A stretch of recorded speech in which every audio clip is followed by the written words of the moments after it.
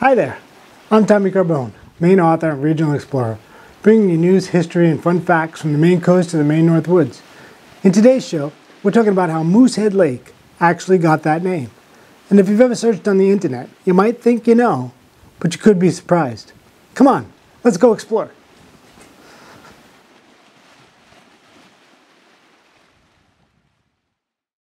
Moosehead Lake isn't Maine's deepest lake, but it is the state's largest. In fact, Moosehead is the second largest lake east of the Mississippi River within one state.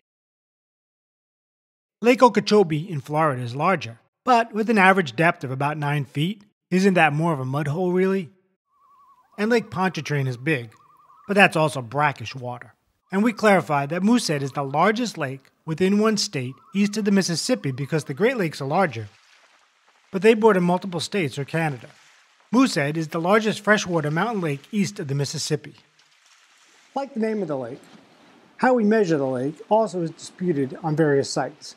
Moosehead is 40 miles long from Greenville to Northeast Cary, by way of how a steamer would travel, if any were to go that way again today. And it's 10 miles wide from Spencer Bay across to the east outlet of the Kennebec River. Of course, it varies as you go up and down the lake, but that's how the measurements come about. The max depth is 246 feet, plus or minus, out beyond the cliffs of Mount Kineo. But today, we're not here to debate the size of the lake. We're here to discuss the history of how the lake became named Moosehead Lake. I'm sure, like me, you've read on the internet and blogs and even seen other YouTube videos where people claim that the Moosehead Lake region is named because of the number of moose that roam the woods here. We do have a fair amount of moose, and you should come take a guided tour to check that out. But that's not why the lake or the region is named Moosehead Lake. From my perspective, when I usually try to go see moose, I get this side and not the moose's head. Oh well. Another more common, but also incorrect explanation of the naming of Moosehead Lake is because the drawn shape of the lake outline resembles the head of a bull moose. Commonly cited websites have this reason, and this of course gets replicated over and over. But that is not how the lake came to be known by its current name. As an aside, this same website notes the Moosehead region includes the headwaters of these 5 listed main rivers.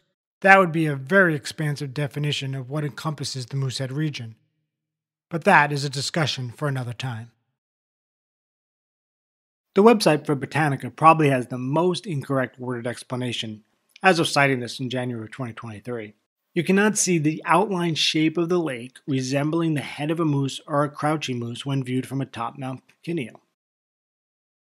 While Mount Kineo is a nice hike and you can climb the fire tower at the top for a nice view, there isn't a person that could observe the shape of the entire lake from that vantage point to see a head of a moose or a crouching moose. The writer has mistakenly written a combination of 2 pieces of the puzzle on how the lake took on this name. And of course, you can now find dozens of other websites citing that same incorrect history on how the lake received its name. You might ask, does it matter? Especially since the drawn outline of the lake today resembles a bull moose's antlered head?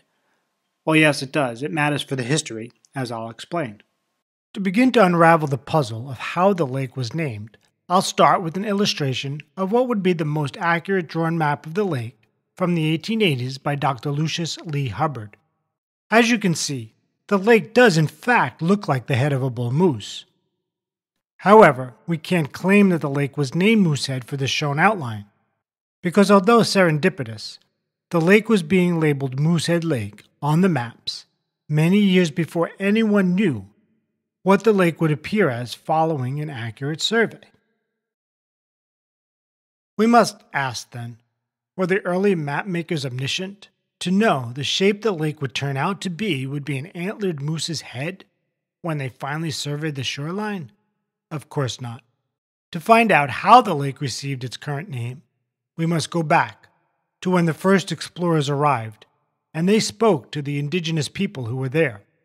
I believe it is important to understand the origin of the name, as it has to do with the history of the region and what the explorers were told from the Native Americans they encountered. My research for this topic includes a 1926 article in Sprague's Journal of Maine History, written by Maine historian, ornithologist, writer, documentarian, and wicked cool explorer herself, Fanny Hardy Ekstrom. For her research, Ekstrom analyzed Joseph Chadwick's 1764 survey. The editor of the journal wrote of Mrs. Ekstrom, "The journal has been exceedingly fortunate in securing the services of Mrs. Ekstrom, one of Maine's talented writers, herself a lover of Maine's ancient history, and a historian and research worker faithful and efficient." In her research, Ekstrom highlighted Chadwick's notation in his journal of a Moose Hills Lake, and that was in reference to a large lake on his map that he labeled using the Abenaki name Lake Sebum. To the right, on the east shore of the lake, he drew two mountains. Those he labeled Moose Hills.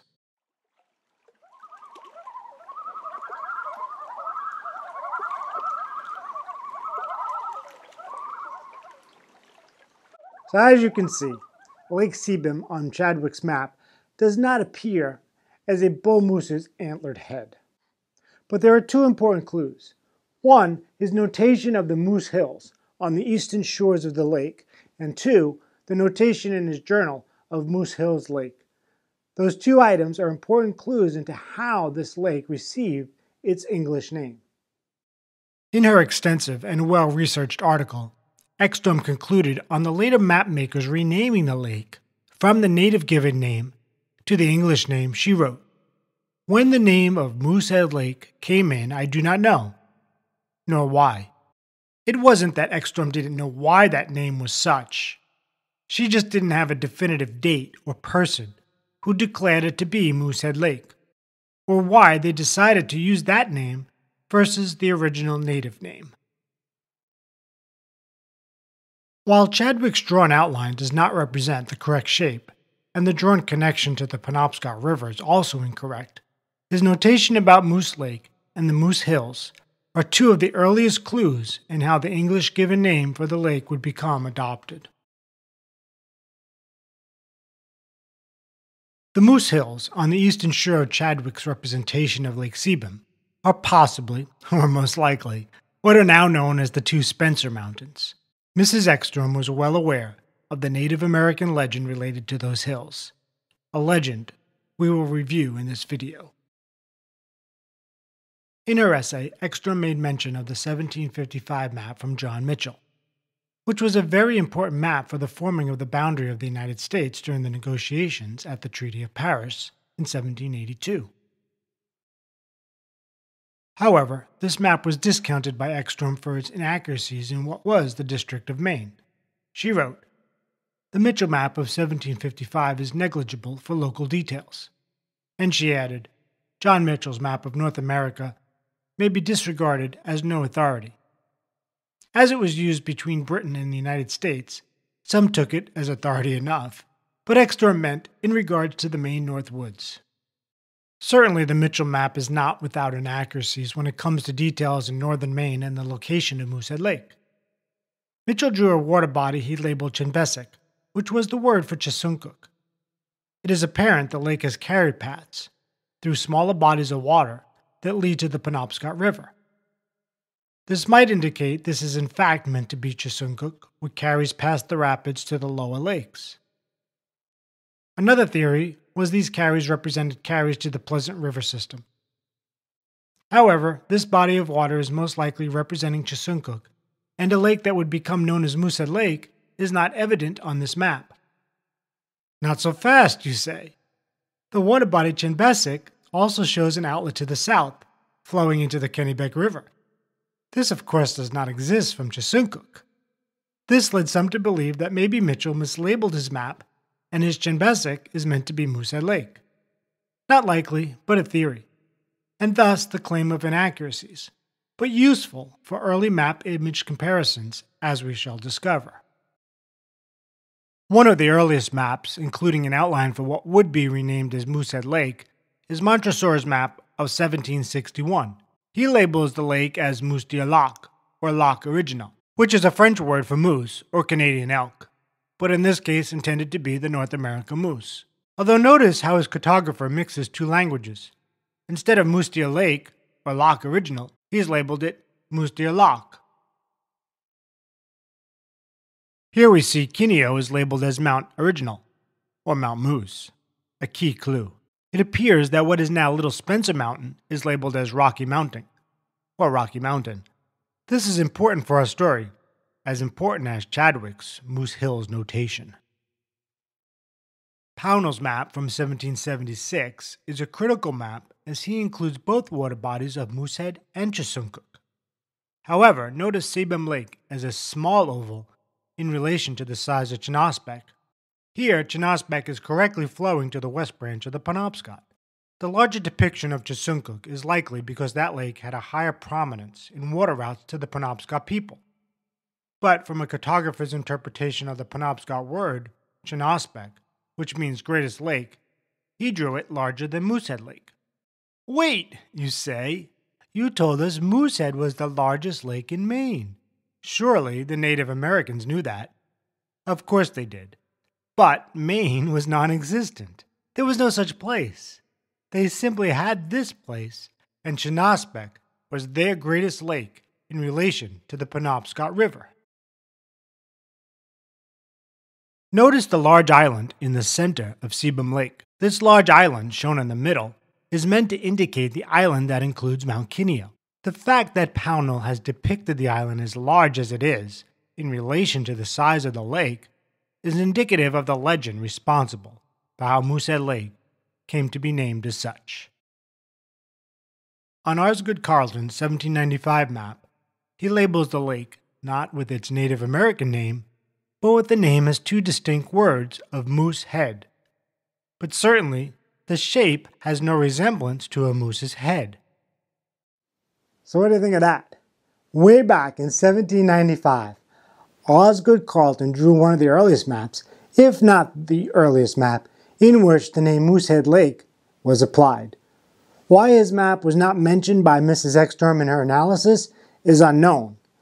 But as to her stating that she did not know when or why the name Moosehead Lake came in, it wasn't that she didn't know why or have a reason. It's just that in her need for exactness, she didn't know the exact date or why the map makers chose the name Moosehead versus one of the other names related to moose, as we'll see.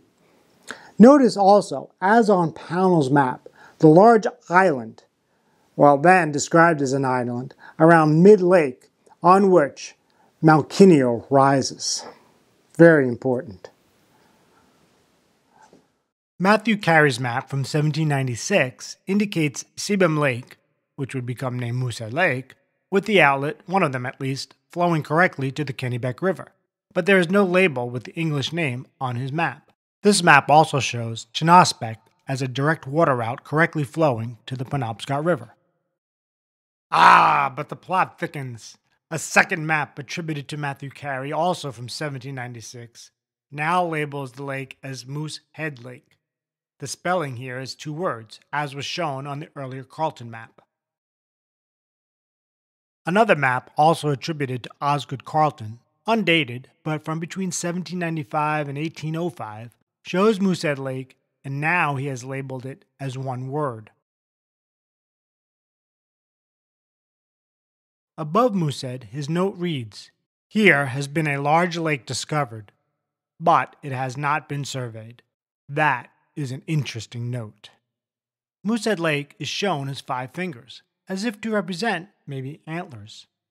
Again, notice the large island in the center of the lake, drawn much larger than to scale, and likely based on the oral history of the legend responsible for how the lake came to be known. There are several other widely known maps of this region from these years of the late 1700s and early 1800s. I will not cover all of them, as most are minor derivatives of the ones discussed already. Earlier, I stated an accurately drawn survey map of the lake was drawn in the 1880s by Dr. Hubbard.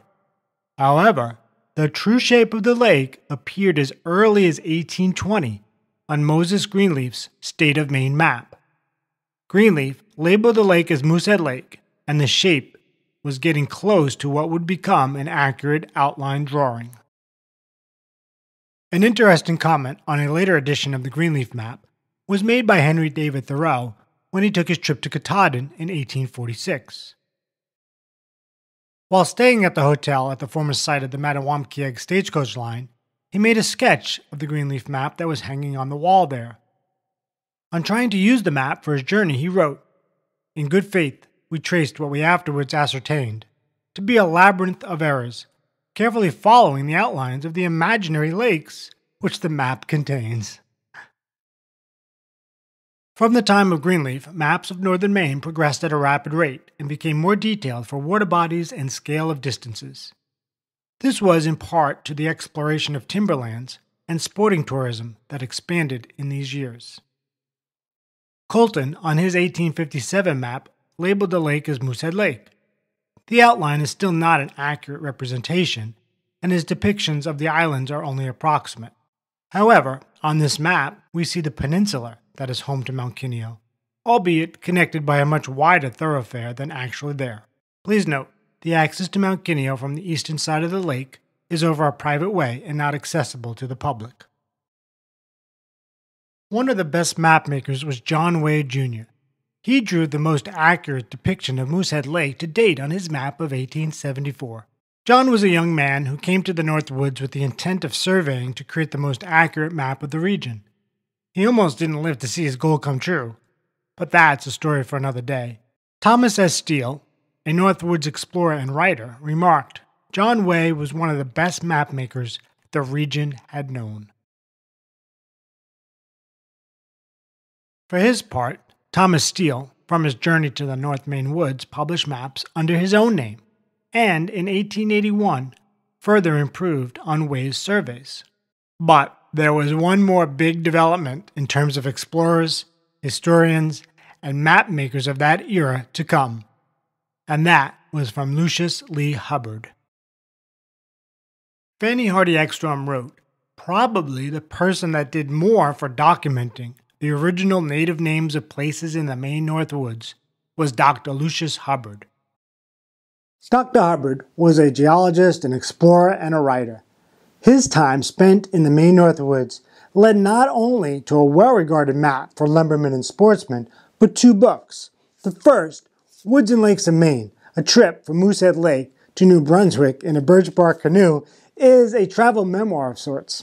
His second, Hubbard's Guide to Moosehead Lake in northern Maine, is a guidebook with a wicked amount of cool information about the Maine North Woods. Both books I've updated with new information, photos, and annotations. You can find them at TommyCarbone.com. Dr. Hubbard cataloged hundreds of place names throughout northern Maine, and he provided definitions and translations for the original Indian place names, if in fact his research could provide such a translation. But by the time Hubbard had drawn his most accurate map of northern Maine, including the accurate shoreline depiction of Moosehead Lake, the lake was already being called Moosehead Lake, and the reason why had begun to be forgotten. Hubbard, in Woods and Lakes of Maine, wrote, "Sebum, Casebum, Exebum, or Sebumuk may safely be said to be identical." Analysis from Hubbard goes on to provide that Sebum from Casebum or Sebum is similar to the other Penobscot native language words of Sebec and Sebago, which relate to the Abenaki word for ocean, Subago, and imply a wide extent of water. Hubbard's accurate map was used by woodsmen and foresters well into the 1900s. In his books, he also documented the reason why the lake took on the English name, which we are about to discover. However, in relation to why the lake is now named Moosehead Lake, this review of the early maps show the name Moosehead Lake was being applied long before an accurate survey outline was ever drawn. Thus, neither the name of the lake or region comes about because of some similarity between the current drawn maps and an antlered moose. These 3 significant maps from 1820 to 1884 by Greenleaf, Way, and Hubbard highlight the progression of the outline of Moosehead Lake from their surveys. As expected, the maps became more accurate for islands, bays, coves, and the shoreline over the decades of exploration. We can easily transpose a modern-day satellite image over the Hubbard map showing his accuracy. Before I explain why the lake was named Moosehead, if not from the drawn outline survey, I will leave you one additional historical item to ponder. John Josselyn was an English traveler. He came to New England on two occasions, the first in 1638 and again in the year 1663. Josselyn spent the majority of his second visit, which lasted 8 years, at his brother Henry's home in what is now Scarborough, Maine, in the area of Black Point. From that base and his travels, he collected and documented stories he was told. Josselyn has been criticized as documenting what he heard with credulity. That might be so, or it could be he had difficulty in translating his Native American sources or those he took information from. For example, from the notes of his second voyage he wrote, 12 miles from Casco Bay, and passable for men and horses, is a lake called by the Indians Sebug. On the brink thereof, at one end, is the famous rock, shaped like a moose deer, or elk, diaphanous and called the Moose Rock. Here are found stones like crystal, and lapis specularis, or Muscovia glass, both white and purple. The fact that Josselyn incorrectly translates the location of Mount Kineo and the Moose Hills as being related to Sebago Lake in southern Maine is a most obvious error. It seems he also mixes the wrong description of the Kineo stone. However, he had documented a close to accurate native name for Sebago Lake, and he is likely confused due to the similarity of the name to Lake Sebum, as there is no mountain related to any shape of a moose or moose legend near Sebago. What we conclude from Josselyn's notes is that the story of Gluska Bay and the legend of the Moose Hills from Lake Sebum was being told as soon as explorers arrived in the region that would become the District of Maine. In his journal notes from 1853, Thoreau pointed out Josselyn's error.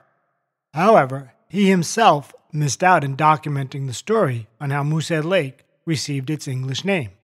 On 2 occasions, Thoreau, one of the most respected and widely quoted writers on the Maine woods, was given clues as to the naming of Moosehead Lake and the legend associated with that name. In 1853, when he first questioned the lake's name, he was told that Moosehead Lake was called so by the whites because Mount Kineo, which commands it, is shaped like a moose's head. 4 years later, Thoreau went on his trip to the Allagash in the East Branch of the Penobscot River. At that time, he was guided by Penobscot Joe Paulus. About their conversation while paddling across Moosehead Lake, Thoreau wrote, "While we were crossing this bay, where Mount Kineo rose dark before us, within 2 or 3 miles, the Indian repeated the tradition respecting this mountain's having anciently been a cow moose, how a mighty Indian hunter, whose name I forget, succeeded in killing this queen of the moose tribe with great difficulty, while her calf was killed somewhere among the islands in Penobscot Bay. And, to his eyes, this mountain had still the form of the moose in a reclining posture, its precipitous side presenting the outline of her head." He told this at some length, though it did not amount to much. Henry David Thoreau. Thoreau had the opportunity to document the legend and in 1857 explicitly state how Moosehead Lake became known as such between the confusion of the Native American name for the lake, the legend, and the subsequently adopted English name. For his part, Thoreau, who journaled on most everything, writes he could not remember the name of the legend's warrior, Gluska Bay. His conclusion on Paulus's sharing of the legend as "it did not amount to much" severely irked Fanny Hardy Ekstrom. We might at this time come to a different conclusion than Thoreau. So what is this legend of Gluska Bay?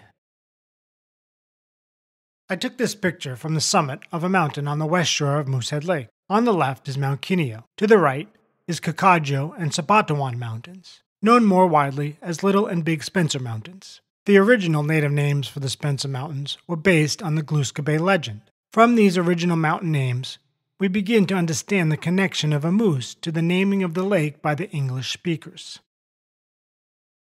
In the Micmac legend, Gluska Bay was said to have killed an immense cow moose, and so The first changes from the Indian name to an English name for the lake appear to have this legend as the cause. A Maine State brochure cited January 2023 notes, Mount Kineo held great significance, both mythic and practical, for Wabanaki Indians such as the Penobscots, who have lived around Moosehead over the past 1,000 years. The name Kineo derives from a Wabanaki warrior of legendary power, a brave named Kineo. Indians relied on flint-like felsite and rhyolite from Mount Kineo to make stone tools, such as arrowheads and chisels, that were used and traded throughout New England. The story of the brave named Kineo can be read in this edition of Hubbard's Guide to Moosehead Lake and Northern Maine. The legend continues that after killing the cow moose, Glooscapbey threw down his kettle. It landed upside down, and that became Cocodjo Mountain, which translates to Kettle Mountain. A little while later, he threw down his pack, and that became Sabatawan Mountain. The illustration on the right is of Joe, a guide of about 50 years old and from the Maliseet tribe in New Brunswick.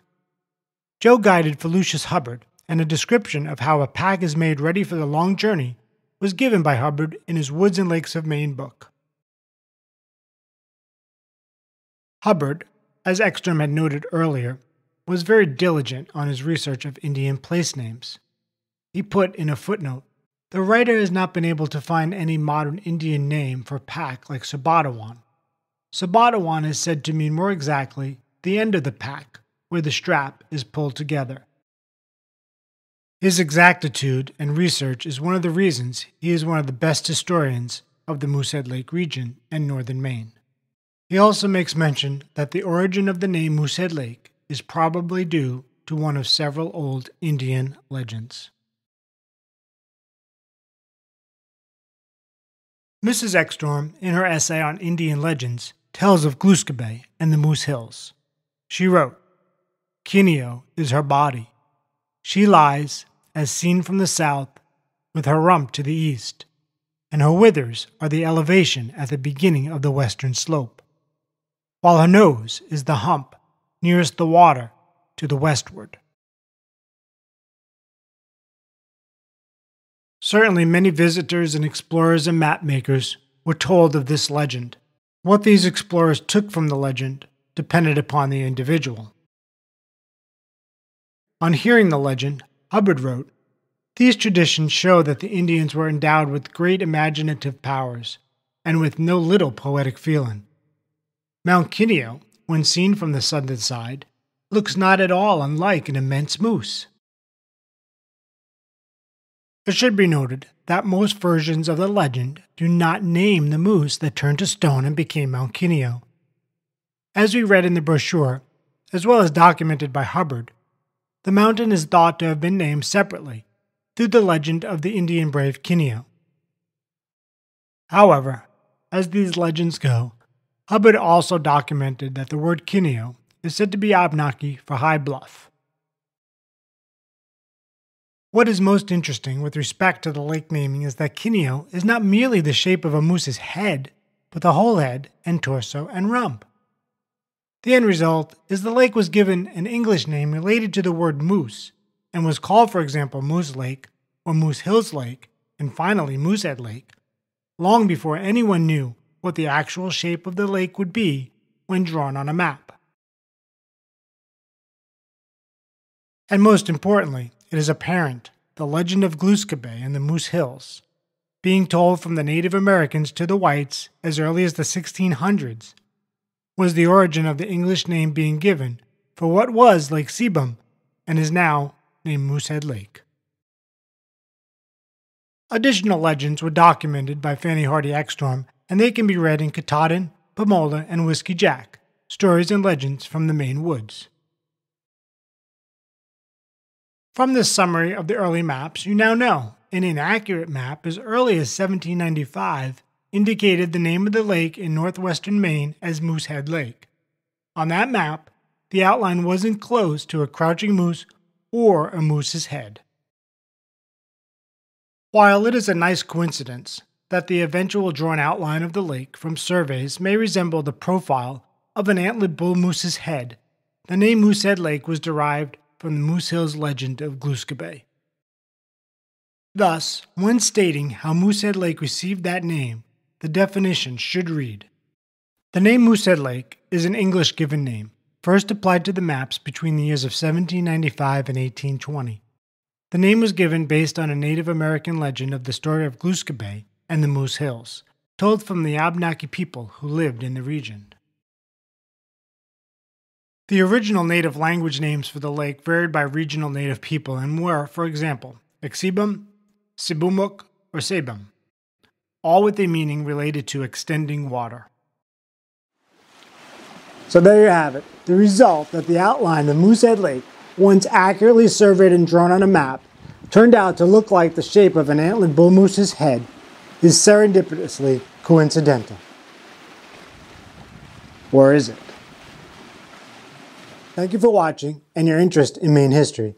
If you would be interested in any of the map images that I showed, please ask for them at my website at TommyCarbone.com.